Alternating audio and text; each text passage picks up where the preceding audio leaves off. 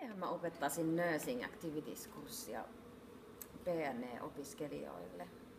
Aina tuntuu, että on ne samat kalvot ja PowerPointit. No mitenhän mä tekisin oikeastaan ne laboraatiotkin? Tuntuu, että noi meidän nukekki on niin vanhoja tuolla luokassa.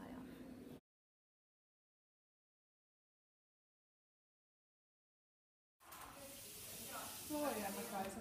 No moi Riitta. Mitäs sä oot tekemässä? Mä tässä murehdin, että miten mä opetan Nursing Activities-kurssia PNE-opiskelijoille. Olisiko sulla ideoita?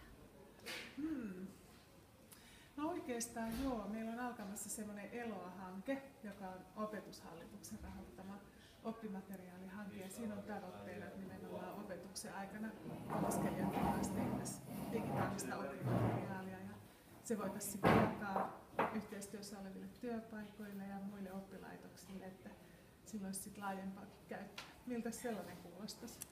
Joo, se olisi varmaan tosi kiva. Ne varmaan tykkäisi opiskelijat. Vähän jotain vaihtelua. Ihan totta. No onpa kiva, että sä oot kiinnostunut siitä asiasta. Voidaan varmasti tehdä jotain yhdessä. Joo, kiva. Riitta. Moi. Hei, mä haluaisin lainata iPadia, että mä tekisin opiskelijoiden kanssa videoa. 2 mahdollisuutta oikeastaan on siihen. Kirjastossa on iPadia, mitä voi lainata, mihin on usein aika pitkät jonot, niin joutuu varaamaan hyvissä ajoin. Mutta sitten toinen mahdollisuus on, että on hankkeissa mukana, niin hankkeissa on myös käytössä iPadia. Okei. No olisiko nyt jotain? Hei, niin, me puhuttiin siitä kanssa just, että meillä on sellainen hanke alkamassa, ELOA-projekti. Me tarvittaisiin oikeastaan siihen vähän vielä lisää vahvistusta opettajista, niin kiinnostaisiko sinua tulla mukaan? Mä oon tehnyt jonkun verran videoita opiskelijoiden kanssa.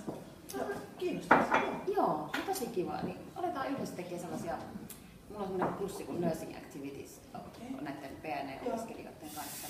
Joo, niin sinne videoita voisi tehdä ja kuvakirjoitusta suunnittelemaan. Joo, kuulostaa hyvältä. Se on tosi kiva tuntea, että semmoista osaamista me siihen tarvitaan. Ja meillä on tosi hyvä Anna-Kaisa opiskelijaryhmä.